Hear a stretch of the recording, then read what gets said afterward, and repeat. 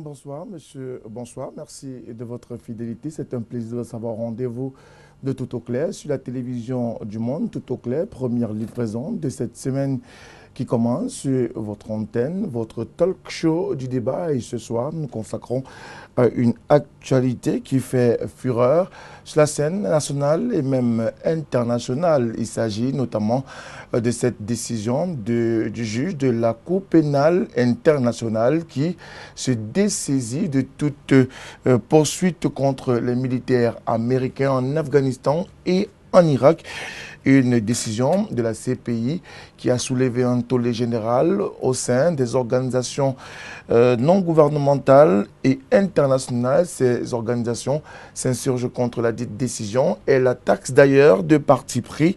Et au lendemain de cette décision, le président américain Donald Trump est monté au créneau très rapidement pour saluer cette posture prise par les juges de la Cour pénale internationale qui respectent le droit du peuple américain de pouvoir juger sur son sol tout soldat américain qui se serait rendu coupable de toute exaction ou alors de crimes de guerre ou crimes contre l'humanité. Une situation qui, bien que saluée par Donald Trump, lance une espèce de courroux sur la scène internationale. Et c'est d'ailleurs la raison pour laquelle, dans le cadre de ce programme sur la télévision du Monde, nous avons choisi de nous consacrer à cette problématique ce soir.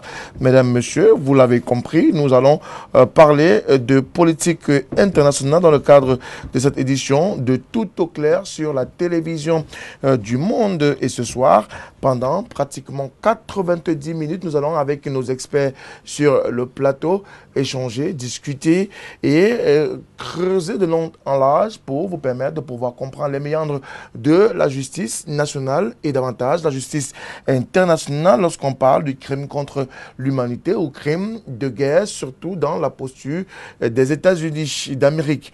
Et face à cette situation, peut-on dire que la CPI pose une justice à deux vitesses, une justice du plus fort et une justice du plus faible, une question et bien d'autres qui seront soulevées dans le cadre de ce débat interactif sur la télévision du Monde. Tout au clair, vous le savez, vous permet également de pouvoir contribuer à travers le 6 99 57 30 26, 6 99 57 30 26 est le code d'accès pour participer pleinement dans le programme Tout au clair, le lundi, mardi, mercredi sur la télévision du Monde et ce soir encore, vous pourrez faire partie des nôtres et pour cela, il vous suffit simplement de taper le numéro qui s'est affiché au bas de votre petit écran pour être des nôtres dans le cadre de ce programme sur la télévision du Monde. Dans quelques instants, mesdames, messieurs, ce sera la présentation du panel constitué pour ce programme ce soir.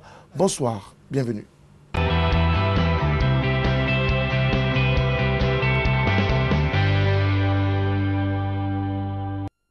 Nous revenons sur le plateau de Tout au clair pour justement procéder à la présentation du panel. Un panel qui sera éclectique, riche dans son ensemble. Et avec ces messieurs, nous allons justement faire le tour de cette question soulevée autour de la Cour pénale internationale qui est une fois encore au devant de la scène. Vous le savez, la CPI était déjà au devant de la scène avec l'affaire Laurent Gbagbo qui avait suscité beaucoup de tollé, mais également qui avait fait couler beaucoup d'encre et de salive sur la scène internationale, panafricaine et même au Cameroun. On avait déjà posé la question de savoir si la Cour pénale internationale avait encore le droit d'exister. Et ce soir, nous reposons la même problématique et la même question dans le cadre de cet échange sur la télévision du Monde. Et vous le savez, lorsque nous sommes à 21 h, nous prenons les commandes sur cette antenne de la télévision du Monde dans le cadre de Tout au clair. Et comme il est de tradition, les présentations du panel débutent très souvent par notre gauche. Et nous avons le bonheur, le plaisir de le recevoir encore ce soir. Il est enseignant d'université. Il parle de politique principalement à ses élèves de ce temple du savoir. Et nous revient ce soir. Docteur Louison Essomba, son nom. Docteur, bonsoir. Bonsoir Tomé, bonsoir à tous les autres copanélistes. C'est un plaisir pour moi d'être convié à cette émission. Il faut avouer que, compte tenu du contexte, l'actualité l'impose et j'espère que nous aurons les arguments suffisants pour pouvoir éclairer la lanterne de tous les téléspectateurs de LTM Télévision. Merci à vous. Il faut surtout préciser que vous nous avez manqué un bon moment et nous avons beaucoup de plaisir, beaucoup de sourires à vous recevoir encore ce soir. En face, nous aurons également deux messieurs qui sont confortablement installés dans le cadre de cet échange. Bien évidemment, un qui nous vient de la société civile et notamment d'une organisation connue de la place nationale et internationale, Un Monde à Venir, puisqu'il s'agit de cette organisation, est justement présente dans le cadre de ce débat sur la télévision du monde. Et pour discuter avec nous, nous avons un jeune et un activiste de cette organisation. Rodrigue Sonken est avec nous ce soir. Bonsoir Rodrigue. Bonsoir Thomas et bonsoir à tous les copanélistes. C'est un plaisir pour moi de participer à cet échange ce jour. J'espère qu'au sortir de là, on pourra édifier l'ensemble de la communauté camerounaise et internationale. Merci à vous d'être présent dans le cadre de ce débat sur Tout au clair, sur la télévision du monde. En face, ou tout à côté de vous, on a un autre que nous avons également le plaisir de retrouver dans le cadre de ce programme, avocat au barreau du Cameroun. Et il est très à l'aise sur les sujets tels que celui de la Cour pénale internationale. On se souvient que lorsque nous parlions de Laurent Gbagbo, il nous avait déjà dressé un tableau plutôt mitigé de cette institution internationale qui parle de justice sur la scène internationale. Lui, c'est Maître Robert Yambi que nous avons le plaisir de retrouver ce soir. Maître, bonsoir. Bonsoir Frédéric, bonsoir aux panélistes, bonsoir à vos millions de téléspectateurs. Bonsoir au monde, le plaisir est le mien d'être là ce soir et je suis toujours ravi de parler de la CPI. Et chaque fois que vous allez me solliciter, Frédéric, je vous promets que je serai toujours là. Malgré mes occupations, je ferai toujours des efforts pour venir édifier de mon mieux le public camerounais et international. Merci à vous, Maître Robert Yambi. Un autre invité nous a rejoint dans le cadre de ce débat sur la télévision du monde. Il nous vient du mouvement africain pour la nouvelle indépendance et la démocratie. Et avec lui également, nous allons partager ce panel ce soir dans le cadre de cette émission Tout au clair sur la télévision du monde. Jean-Baptiste Ketchaten, c'est son nom. Jean-Baptiste, bonsoir. Bonsoir. Merci d'avoir accepté d'être là ce soir. C'est nous qui sommes heureux de venir partager le point de vue du Mindem sur la CPI. Alors, permettez que je débute cet échange avec Jean-Baptiste Ketchaten parce qu'il a une autre casquette que je voudrais bien aussi utiliser ce soir. C'est toujours tout heureux de savoir que un monsieur comme ça est polyvalent. Jean-Baptiste, voilà une information qui fait courir, qui fait couler beaucoup d'encre de salive, tant sur le plan africain que sur le plan international. Cette sortie de la Cour pénale internationale, comment vous l'avez analysée une fois qu'elle a été rendue officielle? Vous parlez du fait que les États-Unis aient refusé la juridiction, disons-le comme ça, pour que la juridiction de la Cour, il fallait s'y attendre et il faut remettre toutes les questions comme celle-là dans leur contexte. Parce que nous sommes heureux de retrouver Maître Robert Yambi. Oui, parce qu'il y a quelque temps ici, on avait eu ce débat. Nous sommes heureux d'avoir averti les Camerounais il y a 8 ans, quand la question de la CPI est intervenue violemment dans le débat public en disant on va arrêter M. Gbagbo et on va le déporter à la CPI. Parce que c'est là où la plupart des Camerounais se sont rendus compte qu'une telle cour existait, etc. Nous sommes heureux d'avoir alerté l'opinion et d'avoir dit aux Camerounais qu'il n'y a pas de justice internationale. Ça n'existe pas, la justice internationale. Sur la scène internationale, c'est la loi du plus fort. Donc, que les États-Unis refusent une action de la Cour pénale internationale, il n'y a rien de plus normal. Il n'y a rien de plus normal. Il y en a qui vont vous dire, oui, c'est les gendarmes du monde. Voilà donc le gendarme qui se moque, qui se fout royalement du juge, du prétendu juge, il faut le dire ainsi. Donc, c'est une bonne chose de notre point de vue. Si ça peut accélérer la compréhension que les Africains devraient avoir de la situation dans laquelle nous nous retrouvons en tant que continent, en tant que peuple africain, et de ce qu'il, surtout, le plus important, de ce qu'il faudrait faire. Parce que si ces pays-là, les États-Unis, qui font la leçon à tout le monde entier de respect des droits de l'homme, etc., piétinent autant la Cour pénale internationale, pourquoi devrions-nous la respecter? Si ceux qui disent qu'ils sont les parangons de la vertu démocratique, de la protection des droits des peuples, insultent autant le juge international, pourquoi est-ce que nous, qu'ils qualifient de sauvages, entre guillemets, parce qu'en réalité, ce sont leurs représentants ici qui font des sauvageries, pourquoi est-ce qu'on devrait accepter la juridiction d'une telle cour? Alors, de toutes les façons, il est que cette cour existe et elle est opérationnelle, elle est fonctionnelle. On va tout à l'heure aller comprendre ce que c'est que la Cour pénale internationale, pourquoi elle a été mise en place, comment est-elle rentrée en fonction. Mais avant d'y arriver, je voudrais avec M. Sonkin de la société civile, justement également comprendre comment est-ce qu'eux ils ont apprécié cette décision de la Cour pénale internationale qui a jugé ne pas être compétente de pouvoir poursuivre ou alors de pouvoir intenter toute action judiciaire contre les soldats américains dans les opérations de guerre en Afghanistan et dans d'autres pays où l'armée américaine est déployée. Ok. Nous, dans la société civile, déjà, nous n'avons pas très bien pris cette nouvelle. Parce qu'il y a des substitutions qui tournent tout autour de la CPI.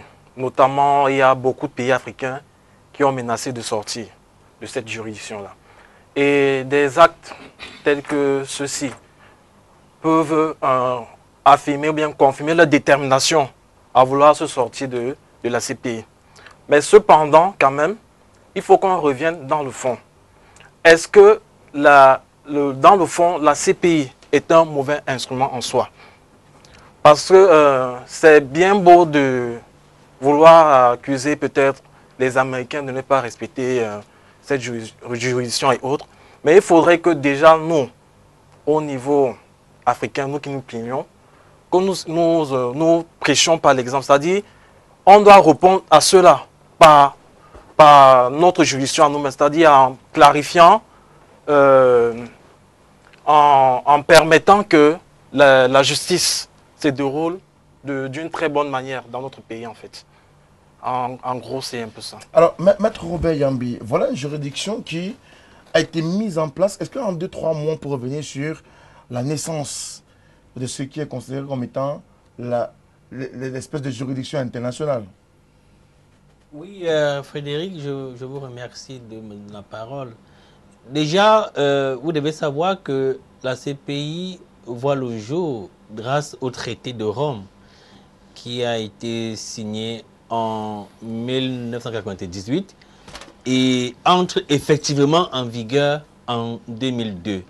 Et a pour mission de sanctionner les crimes de guerre, les crimes contre l'humanité, les crimes d'agression et les génocides commis, n'est-ce pas, dans le monde entier. Mais ce qui est un peu bien là-dessus, c'est que pour être justiciable devant la CPI, il y a un certain nombre de critères qu'il faut remplir. Déjà, il faudrait que le crime ait été commis dans un État membre, même si ceux qui ont commis, n'est-ce pas, ce crime-là ne sont pas partis à l'État, n'ont pas ratifié le traité de Rome. Et c'est pour ça que nous jetons directement un coup d'œil sur les États-Unis qui n'ont pas ratifié le traité de Rome, mais qui ont commis des exactions en Afghanistan, qui a ratifié le traité de Rome en 2003. Et quand vous lisez le statut de Rome, il est clairement dit, Frédéric, que lorsque les infractions qui sont de la compétence de la CPI sont commises sur un territoire membre au traité de Rome, alors la CPI, le procureur est compétent pour, n'est-ce pas, mener, n'est-ce pas, des enquêtes contre les auteurs de ces infractions-là. Mais sauf que, Frédéric, ce que les gens ne savent pas, aujourd'hui, on est en train d'accuser Donald Trump, qui lorsque Bensouda, en 2017, avait pris sur elle de pousser les soldats américains qui avait commis, n'est-ce pas, les crimes en Afghanistan en 2003. Il avait, n'est-ce pas, menacé quiconque qui oserait engager les procédures contre les militaires américains. Mais ce qu'il faut savoir, c'est que le président Donald Trump ne vient qu'après ce qui s'est passé en 2002, Frédéric. En 2002, les gens ne le savent pas. Le Congrès américain avait voté une loi qui protégeait, Frédéric, les citoyens américains qui étaient poursuivis de crimes de guerre. Et cette loi allait plus loin en disant que le président américain avait le pouvoir de demander aux militaires américains d'aller récupérer un Américain qui est poursuivi devant la CPI. Et nous avions déjà commencé à dire, voilà un peu les indices qui nous font croire que la CPI là n'est pas une justice, une juridiction internationale. Parce que comment comprendre que un pays vote une loi qui prône la force chaque fois qu'on va, n'est-ce pas, décider, n'est-ce pas, de poursuivre un citoyen américain. Un de ses ressortissants. Un de ses ressortissants. Donc les gens n'ont pas vu ça venir. Aujourd'hui, on est en train de tirer de l'encre, alors que tout part du Congrès américain depuis 2002. Alors, voilà un État qui a participé à la mise en place de la CPI, la Cour pénale internationale, mais qui n'a pas ratifié, par contre, le traité donc qui s'est mis en marche en se disant, peut-être, je vous observe, question de voir où est-ce que vous allez et on verra la suite.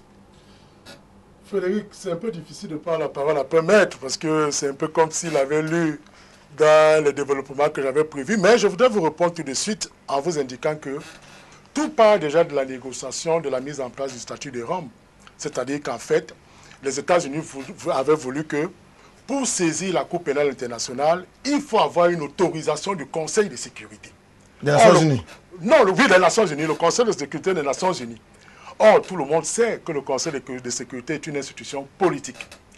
Et qu'est-ce qui se passe? Les États-Unis avaient également voulu que le Conseil de sécurité peut suspendre toute procédure pendante devant la Cour pénale internationale.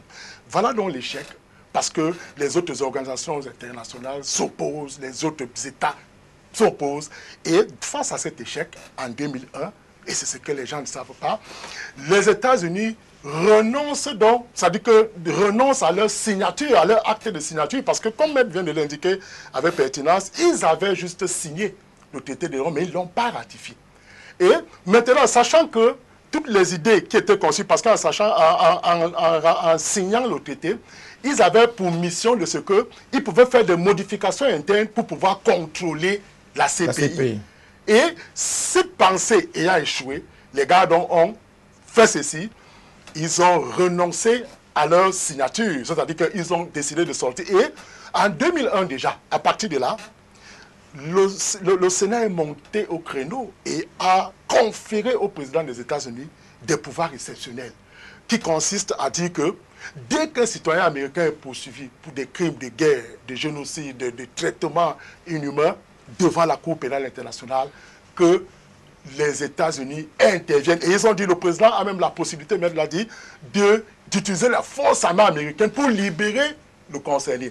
Et je l'avais déjà dit ici, Frédéric, John Bolton, qui est le président de la sécurité nationale pour la Maison-Blanche, avait déjà dit ceci. Il avait déjà dit, au-dessus des États-Unis, il n'y a pas une constitution, il n'y a pas une constitution au-dessus des États-Unis.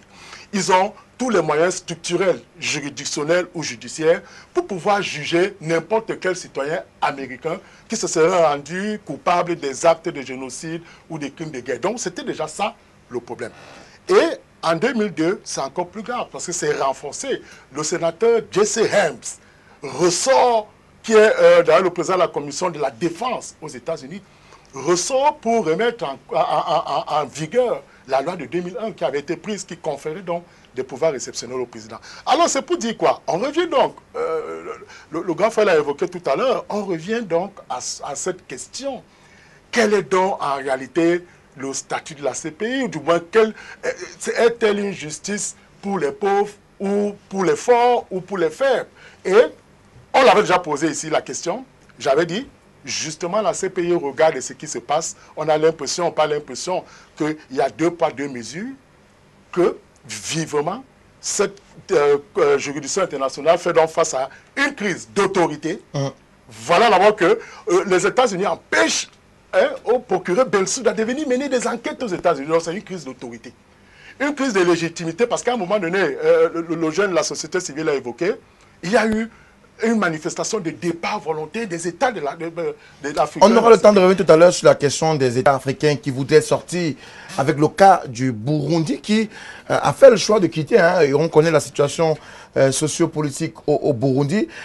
Mais avant d'évoquer cette problématique, Jean-Baptiste Ketchatin et votre mouvement, le Mandem, vous l'avez décrié en son temps, et notamment lorsqu'on avait conduit le président Laurent Gbagbo à la CPI, mais toujours est-il que le président Gbagbo a été jugé, a été condamné, il a été finalement, il a été finalement acquitté grâce à la CPI. Est-ce à dire que toute la procédure qui a été menée par la CPI pourrait être remise en cause parce que les États-Unis, par exemple, ne reconnaissent pas d'autorité ou de légitimité à cette Cour internationale? Il n'a pas été acquitté grâce à la CPI.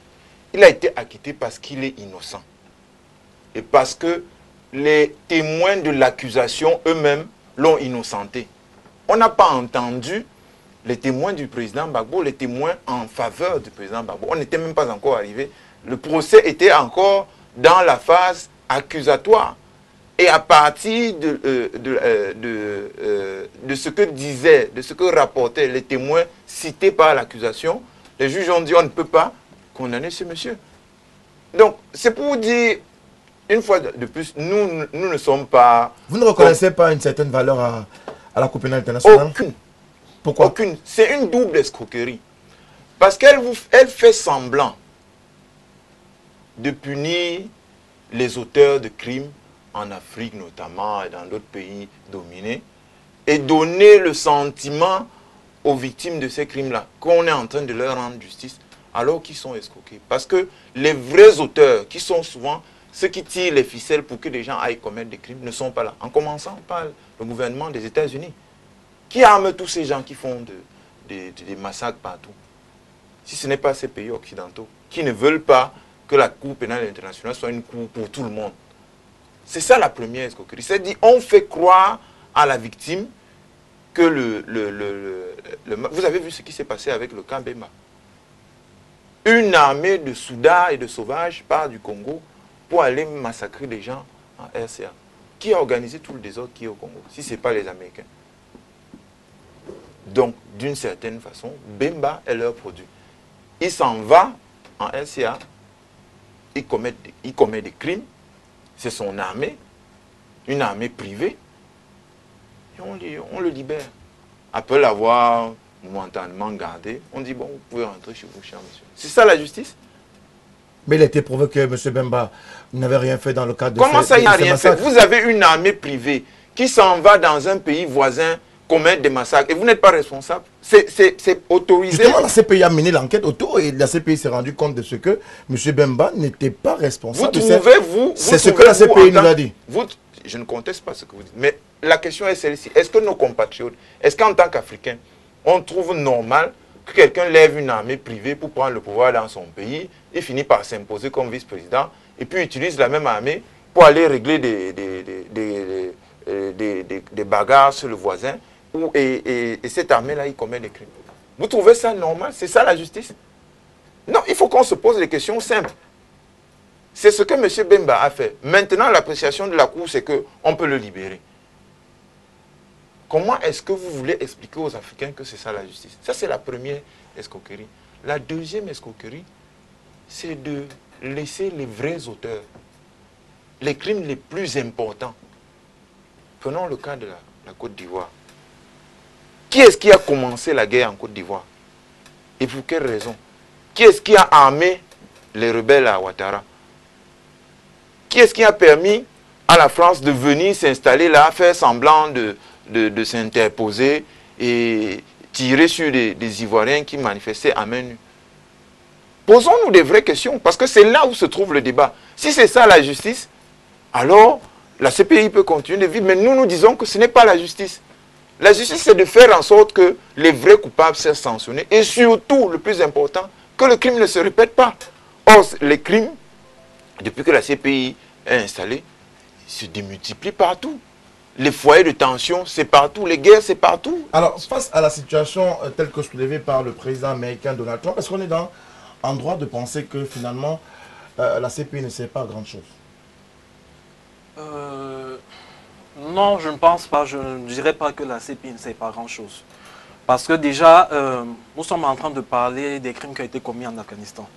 Et si la CPI n'existait pas, peut-être on n'aurait pas eu ce qui s'est passé aujourd'hui, c'est-à-dire cette accusation avant que les juges de la CPI ne délaissent l'affaire.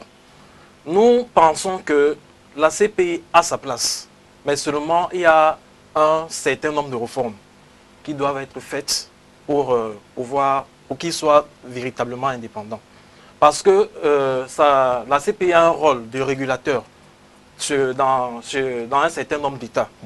Et quand on regarde les prérogatives de la CPI, on se rend compte, notamment sur ceux qui ont ratifié le traité de Rome, la CPI intervient, exerce ses compétences dans les États qui soit n'ont pas la capacité de juger de tels crimes ou n'ont pas la volonté. Maintenant, dans le cas américain, on pourrait se poser la question, est-ce que les États-Unis n'ont pas la capacité de gérer leurs ressortissants qui ont été auteurs de tels crimes? Ça, c'est la question qu'on pourrait bien se poser. Mais nous, on pense que la CPI a sa place, mais il faudrait juste faire un certain nombre de réformes. Maître Yambi, qui peut être membre de la convention qui a été signée autour de cette Cour pénale internationale? Comment on devient membre et pourquoi, par exemple, les États-Unis, au-delà de ce qui nous a été donné comme explication tout à l'heure, fait le choix de rester en retrait, pourtant très actif sur le terrain des opérations de guerre? Frédéric, vous savez que l'adhésion à un traité est volontaire. Donc on adhère à un traité parce qu'on veut, parce qu'on le ressent. Mais maintenant, on ne peut pas adhérer à un traité lorsqu'on se rend compte que ça va nous porter préjudice. Et c'est le cas des États-Unis, Frédéric. Mon ami vient vous dire quelque chose d'un peu ambigu, Frédéric. Il demande, est-ce que les États-Unis, parce qu'il l'a dit si bien, que la CPI, c'est une juridiction complémentaire, comme a dit également le docteur Somba. Ça veut dire que la CPI se saisit lorsqu'elle se rend compte que les États concernés refusent de mettre en mouvement l'action publique contre les auteurs supposés des infractions. Mais Frédéric, nous ne sommes pas des dieux. En matière de crime, vous savez qu'il y a la prescription. Ça veut dire que pendant un délai, lorsque l'auteur d'une infraction n'est pas poursuivi et que le délai là est passé, on ne peut plus le poursuivre. C'est vrai que quand vous prenez le traité de Rome, on vous dit qu'il y a le principe de l'imprescriptibilité, c'est-à-dire que les crimes de guerre sont imprescriptibles. Ça veut dire qu'on peut vous poursuivre à tout moment. Mais Frédéric, moi ce qui me choque, moi, c'est que... Vous êtes praticien du droit, faut pas l'oublier. Praticien du droit. Ce qui me choque, c'est que les crimes en Afghanistan ont été commis en 2003. Frédéric, nous sommes en 2019. Combien d'années? 16 ans. 16 ans. Les soldats qui ont commis ces actions en Afghanistan, certains sont déjà morts. Donc, ils ne pourront plus être jugés parce que l'action publique s'arrête et éteint en cas de décès. Parce qu'en matière pénale, le principe applicable est celui de l'individualité des peines. C'est celui qui a commis l'infraction qui doit répondre. Les États-Unis, non, le sachant, Frédéric, comme l'a dit le docteur Somba, prennent une loi. Donc, quand on tient compte de la loi de 2002, quand on tient compte des déclarations de Donald Trump, j'ai envie de dire qu'ils sont en train de me rejoindre parce que la dernière fois, mon frère Madeleine et moi, il m'a poussé à dire que la CPI était un machin. Je n'ai pas voulu le dire ouvertement, mais je l'avais dit. Aujourd'hui, donc, les Américains font croire. Donc, laisse penser aux yeux du monde que la CPI est un machin. Donc, mais vous allez encore attendre pour confirmer. Ce qui répond à vos critères, ce soit, Frédéric, une justice à deux vitesses. Pourquoi à deux vitesses? Les exactions en guillemets ont été commises en Côte d'Ivoire en 2011. Vous savez, quand on va à une guerre, il y a deux parties. C'est-à-dire que les deux parties vont, n'est-ce pas, s'entretuer. Mais on s'est rendu compte que la CPI a initié des procédures contre un camp au détriment d'un autre camp. Heureusement, aujourd'hui, les juges de la CPI n'ont pas suivi Fatou Bensouda lorsqu'ils ont jugé le cas Gbagbo et le cas Pègoude, parce qu'ils n'ont même pas attendu que la défense de Gbagbo puisse, n'est-ce pas, commencer à étayer, n'est-ce pas, son argumentaire. Ils ont estimé que les éléments n'étaient pas établis. Ils ont acquitté. Le procureur a fait appel et a été débouté parce que c'était sur deux volets, libération immédiate et acquittement. C'est vrai que le procès continue, mais entre-temps, ils sont libres. Mais ils sont libres où? Est-ce qu'ils sont en Afrique? Non, ils sont chez les Blancs là-bas.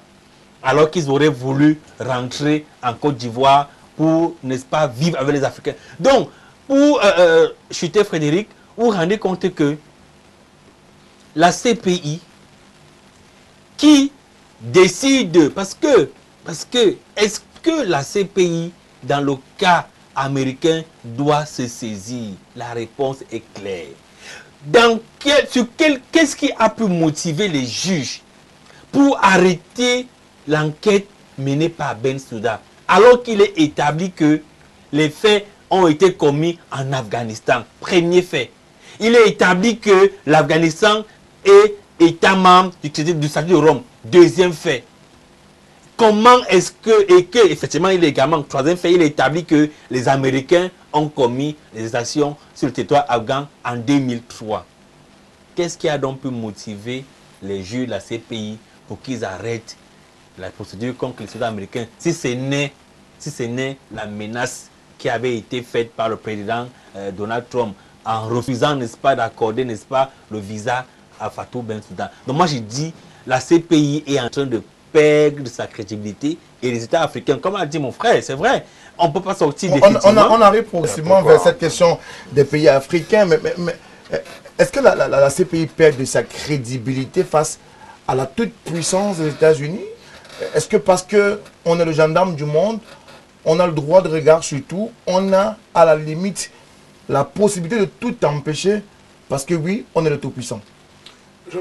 Puisqu'on parle de justice, quand on parle de justice, on parle de justice, et la justice doit être équitable et doit être juste. Je voudrais surfer sur une comparaison. C'est vrai, on souvent dit que la comparaison n'est pas raison.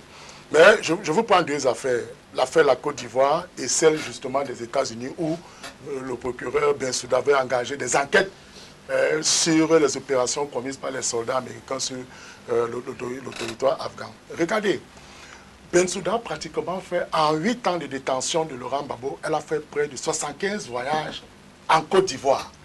Près de 75 voyages en Côte d'Ivoire pour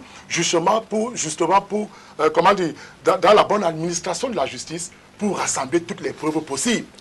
Regardez combien de voyages elle avait, chaque fois qu'elle le voulait, elle obtenait le visa pour entrer en Côte d'Ivoire. Près de 75 fois qu'elle a, parce que Gbagbo, ils ont fait près de 8 ans. Prenons maintenant le cas inverse.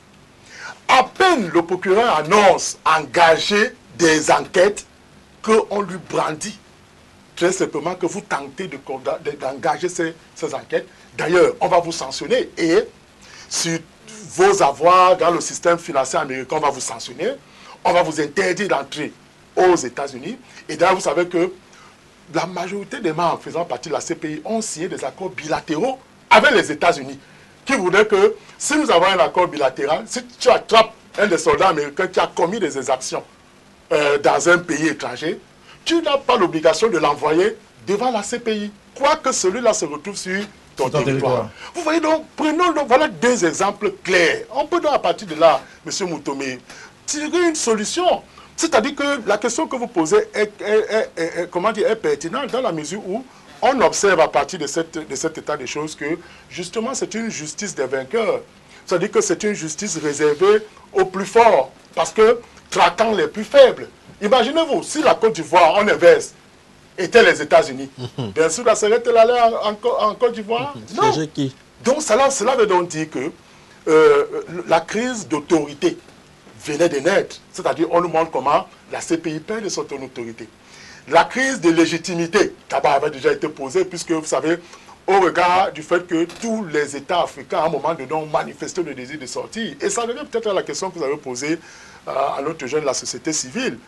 Mais la CPI doit-elle disparaître? Moi, je pense que il faut...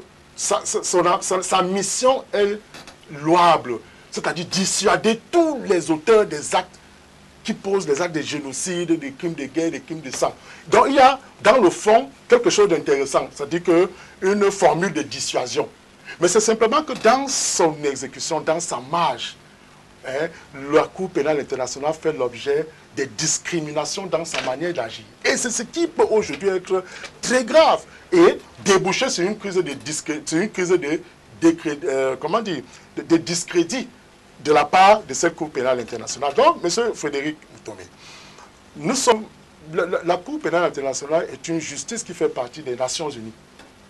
Donc, et comme tout à l'heure, vous avez vu, je l'ai indiqué, les États-Unis refusent justement, renoncent à leur signature. Pourquoi? Parce qu'ils avaient cru qu'ils pouvaient manipuler à leur guise la Cour pénale. Mais d'une façon ou d'une autre, ils continuent à la manipuler, puisqu'ils ils imposent d'une façon ou d'une autre un droit de veto, si on peut l'appeler ainsi. Oui, justement, ça veut donc dire qu'on tire dans la conclusion simple. C'est-à-dire que c'est une Cour pénale pour les vainqueurs. C'est-à-dire, l'homme du Maléna l'a évoqué tout à l'heure, c'est-à-dire que c'est une tromperie. C'est une tromperie totale et qui est mondiale. Parce que c'est quand même inadmissible. La justice est juste. Juste veut dire que la justice ne possède pas de discrimination. Quand tout le monde, quand chacun pose un acte, il doit être jugé selon les procédures prévues par la loi. Mais pourquoi, quand c'est le cas des États-Unis, on se rend compte qu'il y a 2 poids, 2 mesures. Donc, d'où la nécessité de repenser cette justice internationale. C'est-à-dire de la penser d'abord déjà parce qu'elle est malade, et de la repenser parce qu'il faut réfléchir une autre formule pour davantage ramener les gens. Et je voudrais finir par là, Frédéric. Ça va donc déjà dire que même les États africains vont prendre conscience et la Cour pénale internationale risque de ne plus avoir un client africain. Alors, si la Cour pénale internationale risque de ne plus avoir un client africain, est-ce qu'au jour d'aujourd'hui, on doit pouvoir dire qu'il faut simplement avoir la volonté pour faire la Cour pénale internationale, ou il faut avoir plus que de la volonté, donc plus que les instruments juridiques qui ont été mis tout autour pour encadrer cette Cour pénale internationale? Il ne faut rien de tout ça. Une Cour pénale internationale, dans la configuration actuelle du monde, ne peut pas exister. Parce que nous avons des États dont les pouvoirs, les capacités sont très différentes. Nous avons des États qui sont des États vassaux, nous avons des États qui sont des États néocoloniaux, nous avons des États impérialistes, nous avons des États largement carents, nous avons des États...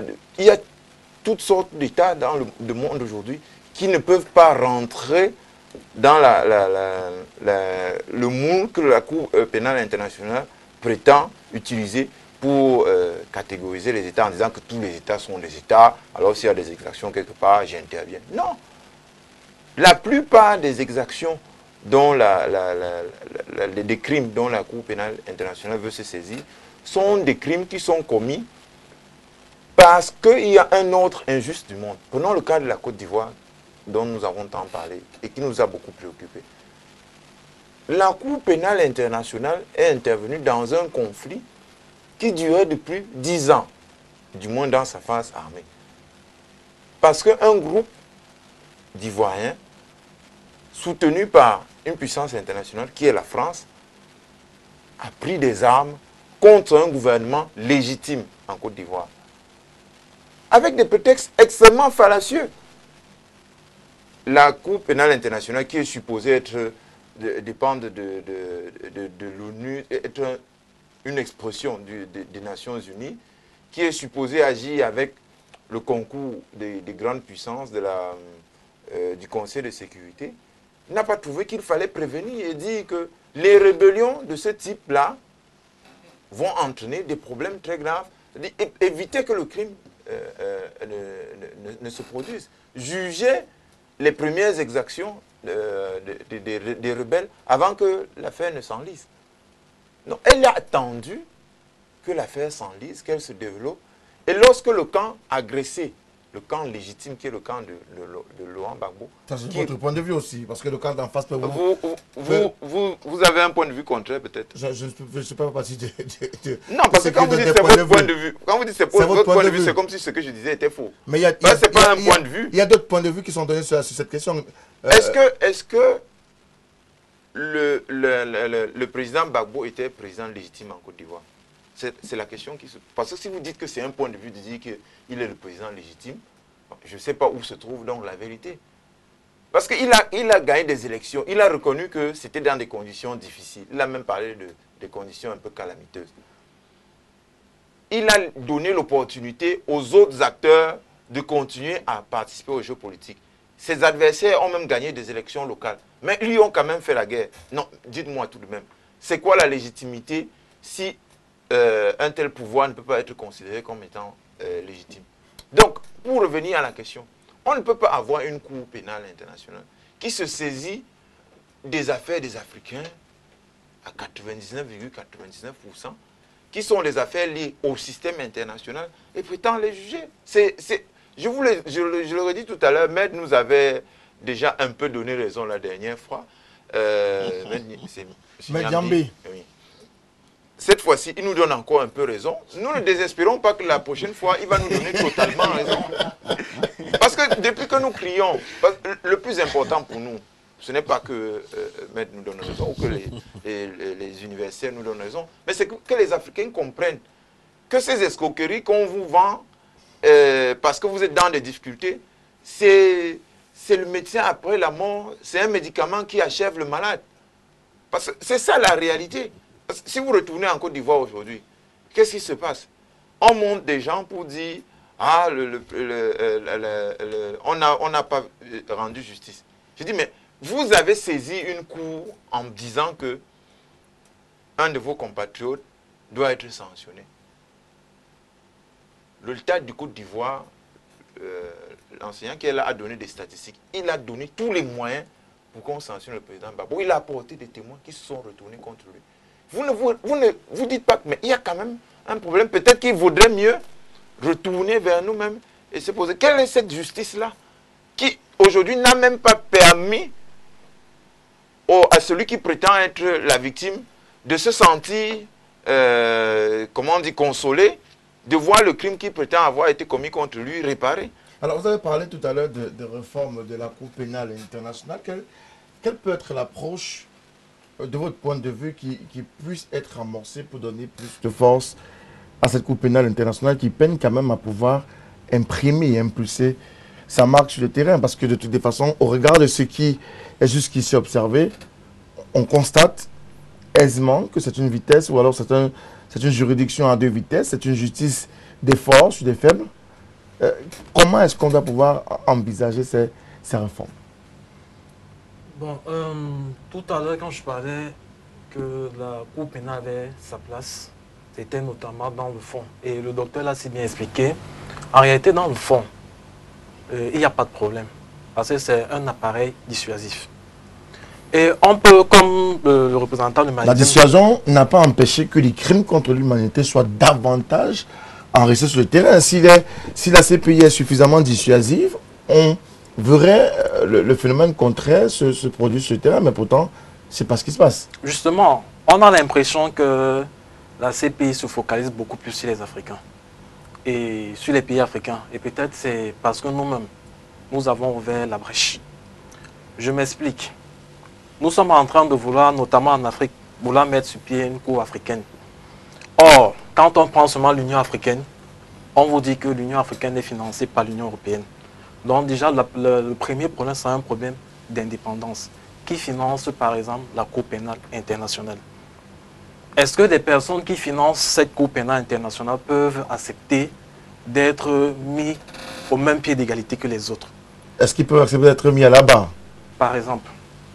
Ça, c'est la question qu'il faut se poser. Est-ce que les États africains peuvent financer cet instrument-là pour qu'on essaie de parler d'égal à égal? Parce que dans le fond, la Cour pénale internationale ne fait rien de mal. Et si les États-Unis font le chantage, c'est parce qu'ils ont assez de moyens financiers. Bon, en fait, moi, j'aimerais que les réformes sont beaucoup plus à ce niveau, c'est-à-dire au niveau du financement d'une telle cour. Bon, maintenant, il est souvent extrêmement difficile de mettre la pression sur les superpuissances du monde. C'est souvent extrêmement difficile parce que les États comme les États-Unis peuvent vivre en autarcie sans rien demander à l'autre. Généralement, on se rend compte que c'est tout le monde qui a besoin d'eux, comme s'ils n'avaient besoin de personne. Est-ce qu'on peut essayer de changer la balance au-delà des réformes? Vous disiez? Tout le pétrole que les États-Unis volent dans le monde, ils peuvent vivre en autarcie. C'est pas la question. Mais Maître Robert Yambé, les États-Unis tout puissants parce qu'ils casquent, ils ne doivent pas bénéficier, alors ils ne doivent pas être mis devant la barre.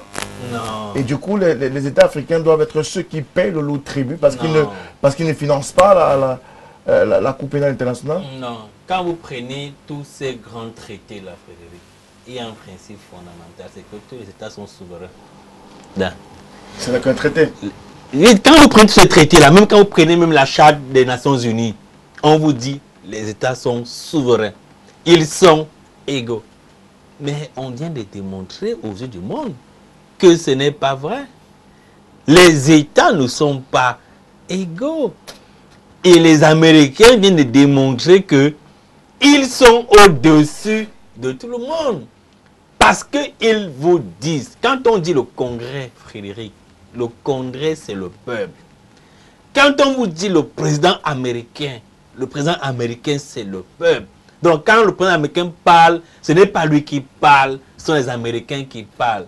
Quand le Congrès parle, ce n'est pas le Congrès qui parle, ce sont les Américains qui parlent. Et ces deux-là, on dit quoi? On dit qu'ils ne vont jamais permettre qu'un citoyen américain qui a commis un crime, que le crime soit odieux ou pas, qu'il ne franchisse même pas la porte de la CPI. Parce qu'ils estiment qu'ils sont superpuissance, ils n'ont d'ordre à recevoir des personnes. Et moi, ce qui me choque, c'est quoi? Les textes de la CPI sont clairement rédigés, Frédéric. C'est-à-dire que quand vous lisez les articles, vous dites, mais attends, mais que c'est beau. Mais la pratique nous démontre le contraire. Parce que s'il fallait faire application des textes de la CPI, c'est que je vous assure que dans le monde entier, aucun État ne pouvait, n'est-ce pas, se permettre d'aller commettre des crimes ailleurs. Mais qu'est-ce qu'on observe? Au Soudan, qu'est-ce qu'on voit? Au Zimbabwe, qu'est-ce qu'on voit? En Libye, qu'est-ce qui s'est passé en Libye? Qu'est-ce qui s'est passé en Afghanistan? Qu'est-ce qui s'est passé en Côte d'Ivoire? Qu'est-ce qui s'est passé en RCA? Et qu'est-ce qui est en train de se passer dans mon pays? On me dira que oui, mon pays n'a pas ratifié comme les États-Unis, l'Israël, la Russie n'a pas ratifié le traité de Rome. Donc ce n'est pas possible que la CPI vienne miroiter, mais il ne faut pas perdre de vue également que le Conseil de sécurité peut s'auto-saisir et demander que les enquêtes soient... Mais moi je dis, Frédéric, il y a problème. Vous savez pourquoi, sur le plan national, la justice populaire prend de l'ampleur? Parce que vous arrêtez un bandit. Sentiment d'impunité. Clameur publique, on le prend. La police vient le récupérer. On le met dans le car. Il vous dit, je reviens à 16 h. On le prend à 9 h. À 16 h, il revient vous naguer. Mais on se dit, mais attends, ça sert donc à quoi? De faire confiance aux autorités, à la justice. Mais on s'expose. Parce que quand vous arrêtez un bandit, Frédéric, il vous voit, il vous remarque. Et vous le livrez à la police. Vous estimez que non, il sera mis au frais. Et le soir, il revient. C'est la même chose pour la CPI. Quand les Africains se rendent compte que, mais attends, tiens, les Américains ne sont pas justiciables à la CPI. Et quand même, ils commettent des actions dans les pays qui sont membres de la CPI, ils sont exempts. Mais qu'est-ce que nous faisons encore là? Et c'est pour ça que le docteur a dit, les futurs clients, les Africains vont bientôt sortir de la CPI. Mais encore faut-il qu'ils osent. On a vu ce qui s'est passé au Burundi. Ils ont osé sortir, mais qu'est-ce qui s'est passé après? Donc moi je dis, si on pouvait admettre une sortie massive, ce qui est impossible parce que l'adhésion est individuelle, on ne peut pas sortir massivement. On ne peut pas, sous le couvert de l'Union africaine, demander à sortir. Mais moi je dis, si les Africains pouvaient, n'est-ce pas, décider de sortir en créant une juridiction africaine. Parce que quand vous lisez la charte africaine de l'Union africaine, il est bien dit que le règlement des conflits africains doit se faire dans un cadre africain. D'où le théorème de l'arbre à palabre. Donc, si nous voulons sortir de ces pays, il faudrait que nous ayons les institutions qui doivent, n'est-ce pas, connaître, n'est-ce pas, de ces crimes-là. Avant de revenir sur les institutions qui devraient connaître de ces crimes-là, Dr Essomba, la CPI avait des clients africains. Est-ce que ces clients africains peuvent véritablement quitter le Burundi? On le sait, Pierre Nkurunziza, le président, a longtemps brandi cette menace de sortie de la CPI et même a décidé de sortir de la CPI. Une décision qui, en son temps, avait été saluée par certains acteurs politiques et même par certains pays africains qui n'avaient pas ratifié le traité de Rome. Mais on sait aussi que tout n'a pas été forcément rose pour le Burundi. Est-ce que les autres États peuvent, au regard de cette situation et même au regard de ce que le Burundi a fait, prendre la décision de quitter cette institution qui pourrait être considérée comme une institution de justice à deux vitesses? Pourrait. Oui, pour donner suite à la question que vous posez, je voudrais faire un éclairage pour dire ceci. Le principe, c'est que quand vous avez signé le traité de Rome, vous êtes État parti. C'est-à-dire que la loi donc s'applique, c'est-à-dire que si vous commettez des crimes de guerre, de sang, de génocide et de droits de l'homme, vous êtes poursuivi devant la Cour pénale internationale. Mais exceptionnellement, on dit ceci. Même si un État n'a que signé, et même il n'a pas ratifié, comme c'est le cas du Cameroun, mais dès lors qu'un des dirigeants commet des crimes de guerre, de sang, de génocide, celui-ci doit être passible comparé devant la Cour pénale internationale. Donc cela veut dire qu'en fait c'est une justice internationale donc qui est là consacrée pour juger tous les actes de génocide, de guerre, de crimes de sang. Donc comprenons ceci, même si vous n'êtes pas État parti au traité de Rome, mais si vous commettez, puisqu'il s'agit d'une question... Les États-Unis ne sont pas État parti, ils ont signé au départ. On l'a dit ici, je vous pose donc le principe de ce qui se passe. Le principe c'est quoi? C'est que vous êtes justiciable devant la Cour pénale internationale parce que vous avez ratifié, ça c'est le principe. Mais exceptionnellement c'est que si, bien que n'ayant pas ratifié, mais vous posez des actes de génocide, de guerre, vous devez comparaître devant la Cour pénale internationale. Donc il faut préciser cela. C'est la raison pour laquelle vous voyez, pourquoi aujourd'hui, Madame le procureur Bensouda veut engager des enquêtes contre les soldats américains. Pourtant, ils n'ont que signé le traité. Posez-vous donc la question, c'est donc clair que le statut est clair. Même un État qui ne fait pas partie, et si cet État pose des actes de génocide, il comparaîtra devant la Cour pénale internationale. Donc il faut faire cette précision. C'est la raison pour laquelle moi j'ai suivi les Camerounais par rapport aux questions, les États-Unis se sont immixés dans la souveraineté. Je leur ai dit de faire attention. Ce n'est pas une question de souveraineté entre États, mais c'est une question de rapport de puissance entre États. Est-ce que le Cameroun a les moyens de contrer les États-Unis? Non. Mais est-ce que les Américains ont les moyens de contrer sur tous les plans? Le Cameroun, oui. Donc cela veut dire, là, et notre ami du Manidem l'a bien dit, peut-être que les gens n'ont pas compris. Il dit dans le contexte actuel, c'est difficile que cette Cour pénale soit juste. Parce qu'il y a une hiérarchie entre les États. Mais on parle de justice. La justice est le principe fondamental. Oui, elle doit être juste. Et elle ne doit pas pouvoir donner un flanc à une certaine inégalité. Je dois vous dire, monsieur Moutoumi, on le voit ici, même au Cameroun, même quand on condamne l'administration à vous verser des dommages et intérêts, je vous jure, il vous faut utiliser toutes les stratégies, des alchimies possibles pour que cela soit fait. Parce que l'administration est puissante. On vous le rappelle. Donc, ce que je voudrais démontrer, c'est quoi? C'est simplement que, dans le contexte actuel, et ça, je reviens sur les propos de notre ami du Manidem, c'est clair, c'est-à-dire, le contexte impose de ce que c'est la loi du plus fort qui domine. Et dans le cas de l'espèce, on va dans une cour qui a du mal à s'opérationnaliser sur le terrain. C'est-à-dire où le procureur décide d'engager des poursuites, mais on lui dit non, tu tentes de les engager.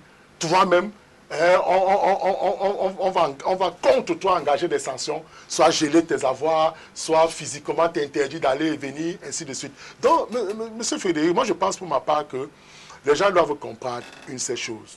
Les États-Unis sont l'une des premières puissances mondiales. C'est connu.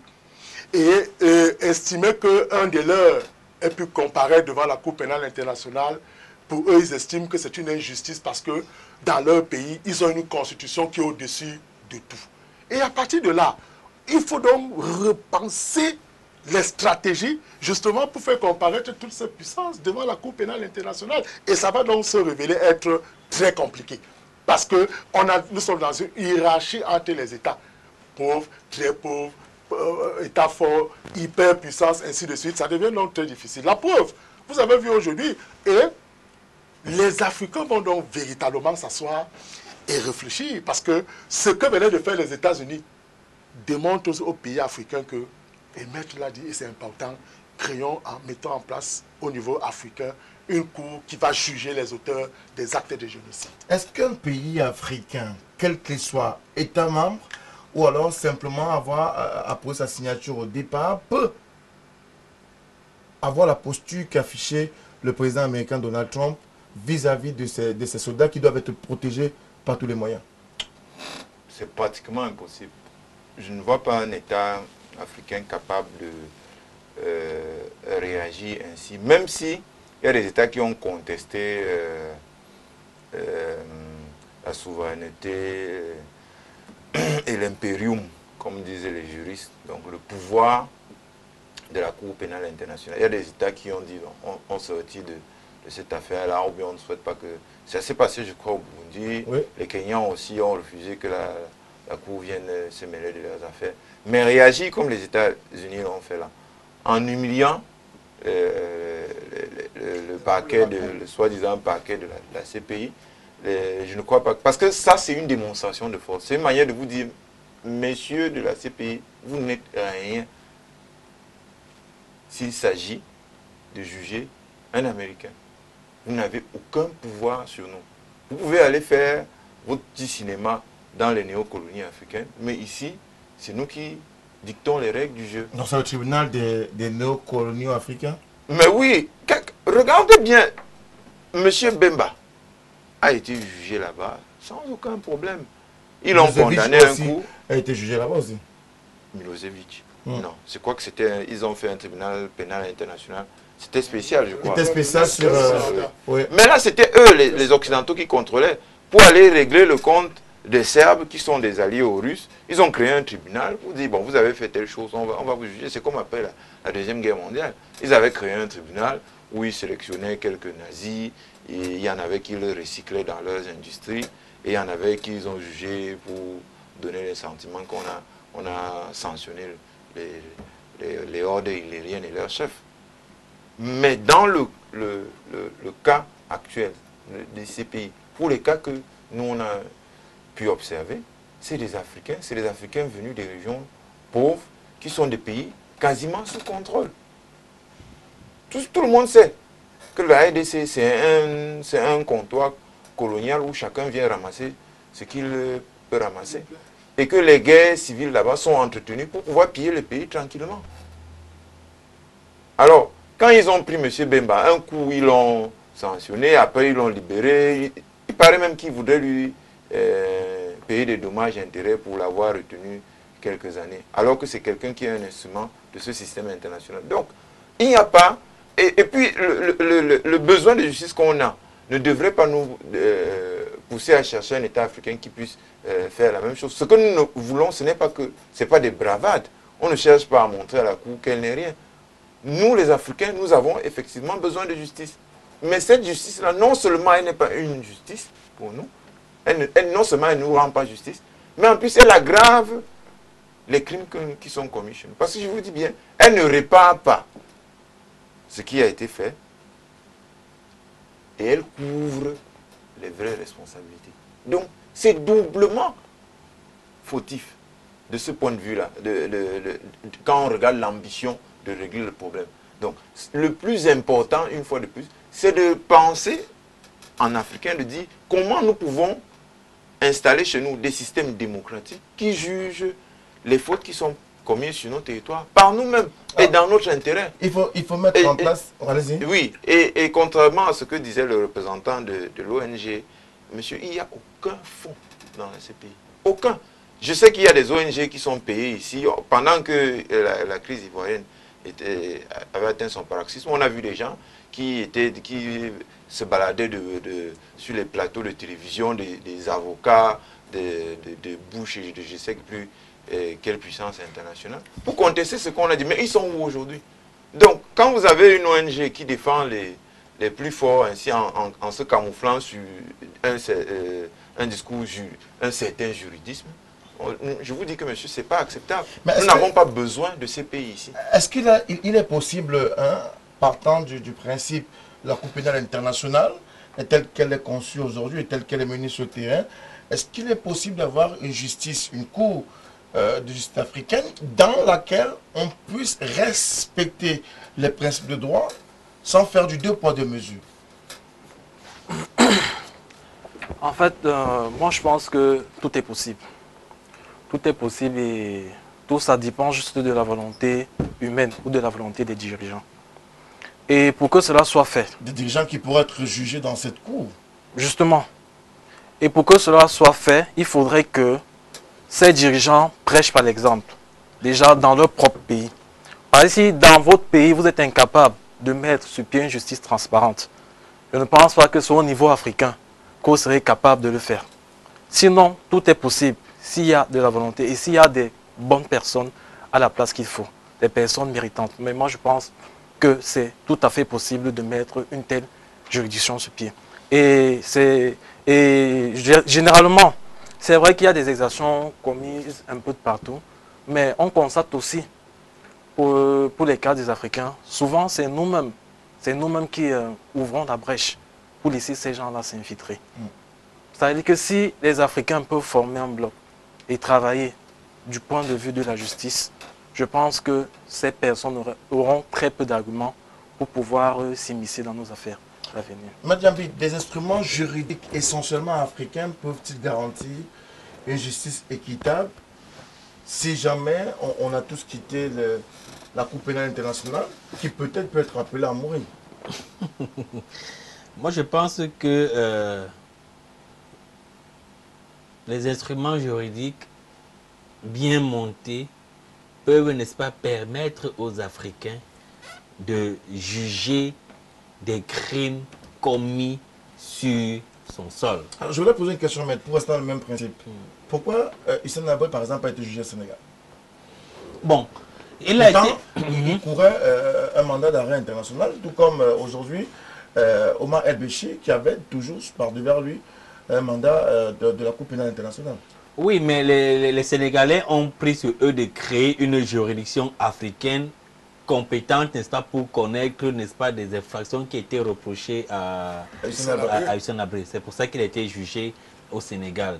Et tout à l'heure également, lorsque le docteur Somba parlait, n'est-ce pas, des infractions qui sont du ressort de la CPI, il a bien pris le soin de dire qu'on peut ne pas être un État membre de la CPI, mais on est poursuivi à la CPI. Mais sauf que il faut aller plus loin en disant que pour aller donc à la CPI, il faut un vote du Conseil de sécurité. On l'a vu avec le cas de la Syrie. La Syrie n'a pas ratifié le statut de Rome. Mais sur le sol syrien, on commet des crimes de guerre, des crimes contre l'humanité et des génocides. On a voulu engager des poursuites contre la Syrie, mais il y a eu deux vétos, la Chine et la Russie, qui ont dit niet. Et on ne peut pas, n'est-ce pas, poursuivre les auteurs, n'est-ce pas, des exactions qualifiées, n'est-ce pas, de crimes. Mais dans ce cas de figure, c'était plus le droit qui parlait, c'était davantage la politique et l'économie. Très bien. D'où, n'est-ce pas, les insuffisances de la CPI. Parce que quand on dit qu'on a une justice internationale, il faut mettre de côté, n'est-ce pas, les insuffisances. Il faut, n'est-ce pas, dire que qu'on soit État membre ou pas, qu'on ait commis des crimes qualifiés de crimes de guerre, de génocide, d'agression ou que le crime contre l'humanité, on doit, n'est-ce pas, être justifié devant la CPI. Mais de côté la question de veto qui est une question essentiellement politique. Donc, comme disait mon ami, les Africains doivent comprendre effectivement que la CPI, elle est là. Je vais enfin donner le mot à mon frère du Madem. Elle est là, on la veut pour les faibles. Chaque fois qu'on est faible et que on veut, n'est-ce pas, lever la tête, on va envoyer le procureur de la CPI vous taper les doigts. Et lorsque vous n'allez pas, n'est-ce pas, vous n'allez pas faire ce pourquoi on vous a, n'est-ce pas, mis au pouvoir, parce que plusieurs chefs d'État africains, on sait comment ils ont fait pour y arriver. On va vous faire partie à la CPI. Maintenant, il revient aux Africains de comprendre que lorsqu'on a le pouvoir, lorsqu'on a l'impérium, on est là pour travailler pour son peuple. Et chaque fois qu'on va travailler pour son peuple, je suis sûr, Frédéric, que les Africains ne vont jamais s'élever contre leurs dirigeants. Mais lorsque on va se rendre compte que on est au pouvoir pour servir l'Occident, pour servir X au détriment des populations, ces populations vont toujours, n'est-ce pas, s'élever et vont dénoncer. Et maintenant, si vous avez une juridiction africaine qui est là pour veiller sur les droits de l'homme, nous pensons que nos chefs d'État vont passer le temps, n'est-ce pas, à nous taper dessus, mais vont, n'est-ce pas, commencer à respecter nos droits. C'est tout ce que nous demandons. Qu'on ne sorte pas en masse, mais qu'on crée une juridiction africaine qui sera compétente pour connaître, n'est-ce pas, de toutes ces actions-là. Une justice ou une juridiction africaine comme contrepoids de la justice pénale ou alors de la Cour pénale internationale, est-ce la solution pour finalement régler les problèmes des Africains qui ne devraient plus, et certains présidents l'ont dit, l'ont prêché, l'ont crié sur tous les toits, évitons d'amener nos affaires à la Cour pénale internationale. Justement, c'est un peu comme si vous avez vu les problèmes avec votre épouse et à tout moment, pour les régler, vous saisissez le voisin. C'est le voisin, sachant les faiblesses de votre épouse, c'est il va facilement la récupérer. Il va falloir se donner un très bon exemple pour que les gens comprennent. Je vais vous dire, moi je condamne de manière, le point ferme, la politisation de la Cour pénale internationale. Regardez ce qui se passe. On libère Gbagbo, mais on lui dit, il ne rentre pas en Côte d'Ivoire. Justement parce que c'est politique, parce que si Gbagbo rentre en Côte d'Ivoire à la prochaine élection, et je vous l'ai dit ici, Frédéric, il sera imbattable. C'est-à-dire qu'il va prendre le pouvoir et justement les Français vont donc perdre tous les grands intérêts. Vous savez par exemple que Bensouda a joué un rôle efficace dans justement la voie de ne pas renvoyer l'autre Gbagbo et en Côte d'Ivoire, tout simplement parce que son époux a des entrées colossales du côté de la Côte d'Ivoire. Et imaginez-vous un Charles Goudé ou un Gbagbo qui retourne en Côte d'Ivoire et qui devient président. Il n'aura plus rien de ce côté-là. Donc il faut aussi voir ça sous cet angle. C'est-à-dire que sur un aspect politique, éminemment politique, et surtout sur une dimension économique et financière. Donc ça veut dire, je reprends maintenant votre question, pour dire, je rejoins entièrement l'analyse des maîtres. C'est-à-dire que les Africains doivent ouvrir les yeux et comprendre que lorsque vous sortez de la sphère africaine et que vous prétendez écumer la sphère internationale, ça va devenir difficile parce que là, dans la sphère internationale, vous avez trouvé des gros crocodiles. Et vous, étant le petit, justement, les gros vont vous avaler. Et c'est ça la logique qui structure le fonctionnement de la Cour pénale internationale, d'où donc la nécessité pour les États africains de s'asseoir. C'est vrai que ça nous désole un peu de voir comment fonctionne l'Union africaine aujourd'hui. Vous voyez, il y a aussi ça. Et retenons aussi qu'entre les États africains, il y a beaucoup de, comment dire, de frilosité et d'incompréhension. Regardez, à l'époque où tous les États africains, l'Ouganda manifeste l'envie de sortir de la CPI, le Gabon, par exemple, dit non, non, on ira à la CPI. Il faut que Jean Ping soit jugé devant la CPI. Vous voyez donc, les Blancs, ils regardent ça, ils se moquent de nous sur le nez, et ça fait de sorte que on ne tire pas les leçons. Donc les États africains, avec tout ce qui se passe, ils sont en train de voir, tout le monde voit, c'est clair aujourd'hui, il n'y a plus de doute, les États africains doivent se mobiliser réfléchir, penser et mettre une formule en place pour pouvoir mettre en place une cour pénale africaine, si vous voulez, celle-là désormais qui connaîtra de toutes les exactions ou de tous les actes commis s'agissant justement des crimes de guerre, de sang et de génocide. Alors on va prendre quelques SMS qui nous sont parvenus avant certainement de faire un dernier tour de table. Bonsoir. Parler un peu d'Israël, de la Libye et de la RCA, s'il vous plaît. On a déjà évoqué la question dans le cadre de ce programme Tout au clair, en rapport avec cette problématique. Bonsoir à vous au plateau. Très belle émission, merci. Selon moi, la Coupe pénale internationale n'est que réservée pour les Africains et non pour les plus puissants. Donc, que les Africains arrêtent d'amener les autres Africains et les leaders africains principalement à la CPI et qu'ils se jugent entre eux. C'est un point de vue qui a été donné par un Camerounais malheureusement qui n'a pas signé son SMS. On ne dira pas ce SMS s'il vous plaît. Vous n'envoyez pas des SMS s'il vous plaît incendiaires à l'endroit du président de la République Paul Biya. Quel est le président africain qui a été traîné à la CPI sans avoir commis des exactions? C'est une question. Comment des États qui n'ont pas une justice interne indépendante peuvent le faire au niveau régional? C'est Philippe Nanga qui envoie la question. Maître. Non, je ne suis pas d'accord. Quand il dit que nous n'avons pas une justice indépendante, nous avons une justice indépendante. Tout ce qu'on demande simplement aux magistrats, n'est-ce pas, c'est de prendre leur liberté en main. Plusieurs ne savent pas le pouvoir que la loi leur confère. Mais plusieurs pensent souvent qu'il faut toujours faire allégeance aux politiques. Et c'est la raison pour laquelle le droit est souvent floué au sol. Mais nous avons de très beaux textes, Frédéric. Alors, il demande également, y a-t-il un président africain qui a été traîné à la CPI sans avoir commis des actions? Comment peut-on être, comment dire, c'est-à-dire que comparer devant la CPI quand on n'a pas commis des actions? Tout simplement, on dit aux chefs d'État africains que ayez des bons rapports avec le peuple, parce que vous travaillez pour le peuple, vous êtes au service du peuple. Et c'est la raison pour laquelle le pouvoir devient un service et non une contrainte. Parce que quand vous prenez désormais le pouvoir comme une contrainte, ça veut dire que vous n'avez pas respecté le pacte qui lie le peuple et vous, c'est-à-dire le peuple ne se sent pas incarné à travers vous. D'où donc la nécessité de demander, recommander aux chefs d'État africains de servir le peuple. Parce que quand on a servi le peuple, c'est du peuple que le pouvoir émane. Ça n'émane pas des volontés occidentales, ça émane du peuple. Et c'est la raison pour laquelle, quand on a travaillé pour le peuple, on n'a pas de soucis, on se sent à l'aise et on vit à l'aise comme on peut. Je vous parle le cas de Jerry Weah du Ghana. Oui. Vous avez vu Jerry Weah du Ghana. Il dit la circulation. Il dirige la circulation. Mais est-ce que le nôtre peut simplement s'exposer? Ce sera compliqué. Alors, bonsoir à vous le panel. Merci beaucoup pour les éclaircissements que vous nous apportez tous les jours, lundi, mardi, mercredi, dans le cadre de Tout au clair, concernant la CPI.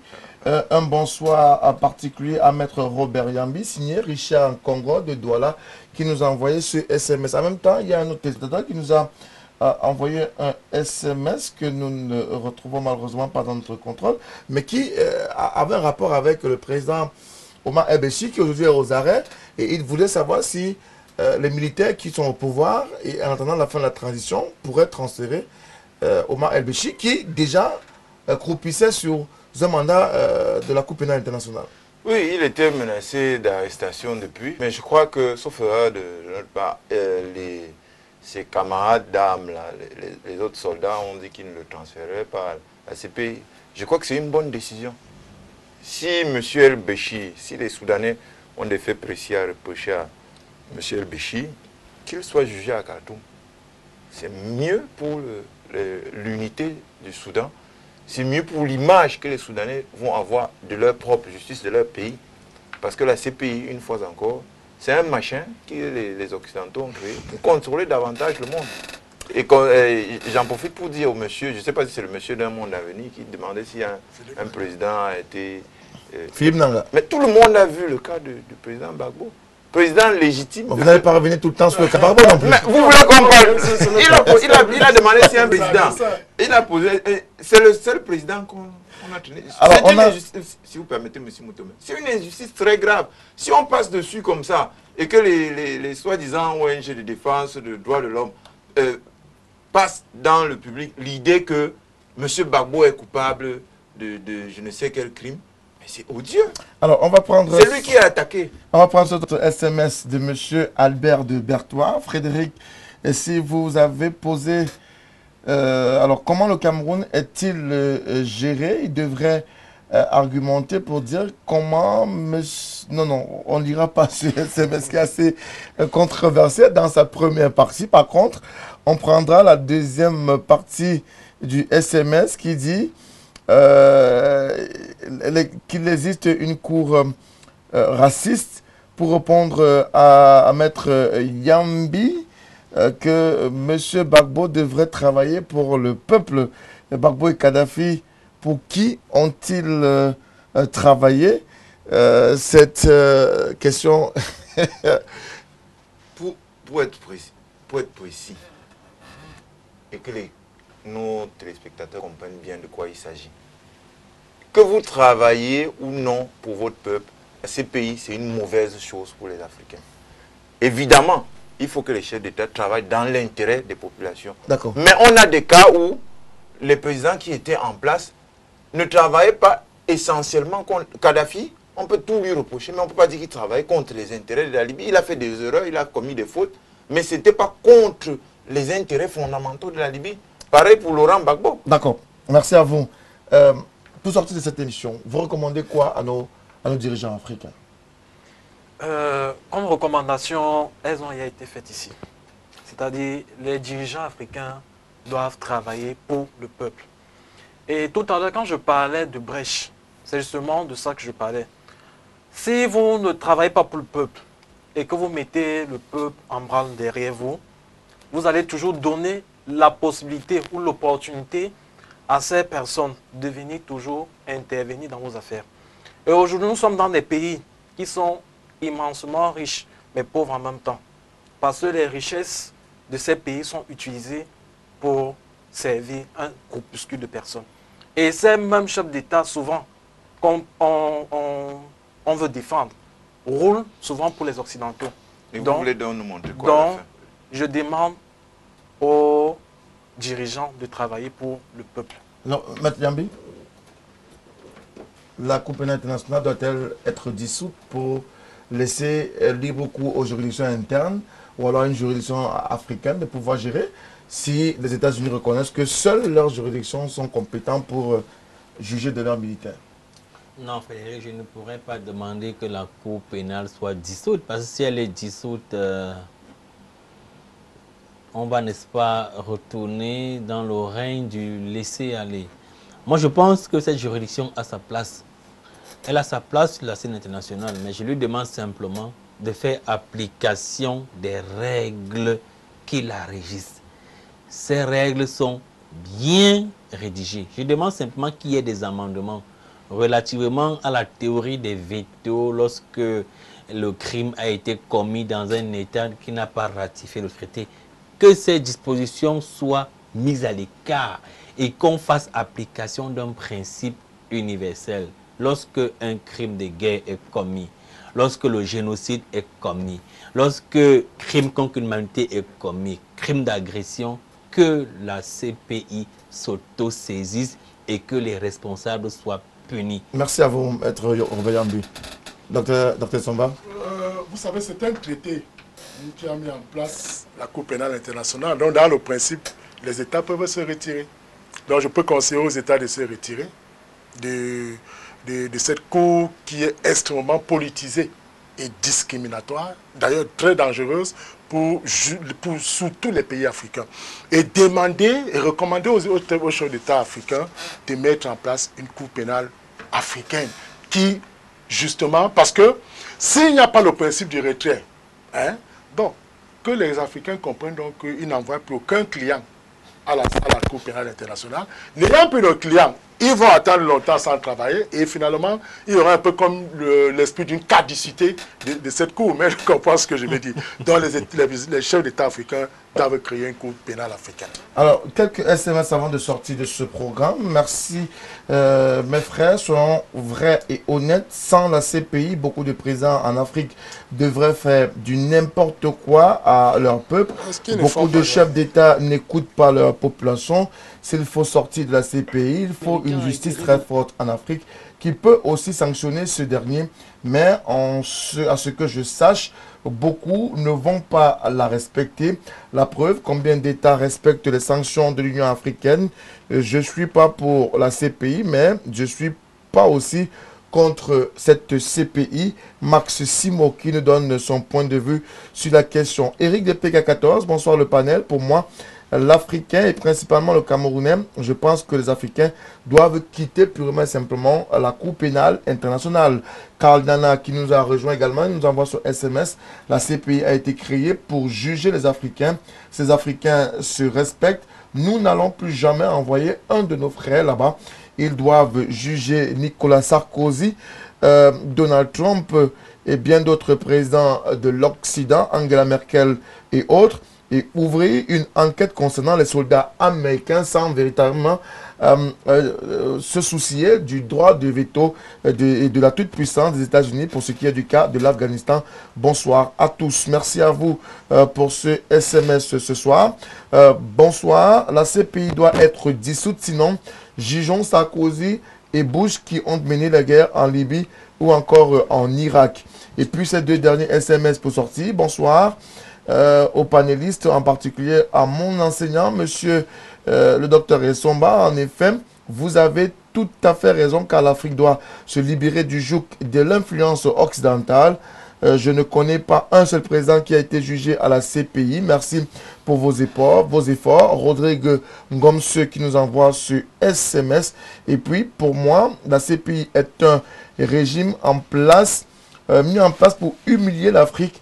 Même Sarkozy a commis des crimes. Pourquoi il ne passe pas par devant la barre de la Cour pénale internationale? C'est une question qui a été également posée par un autre téléspectateurs dans le cadre de ce programme Tout au clair de ce soir. Messieurs, merci d'être venus ce soir encore dans le cadre de ce programme Tout au clair sur la télévision du monde. Merci surtout à l'équipe technique qui s'est déployée bec et ongle pour nous accompagner pendant ces 90 minutes d'émission. Merci à vous, chers téléspectateurs, qui nous avez envoyé des SMS. Nous avons pu les décrypter sereinement et nous avons pu vous donner la quintessence et davantage vous apporter des éclairages dans le cadre de vos questions que vous posiez.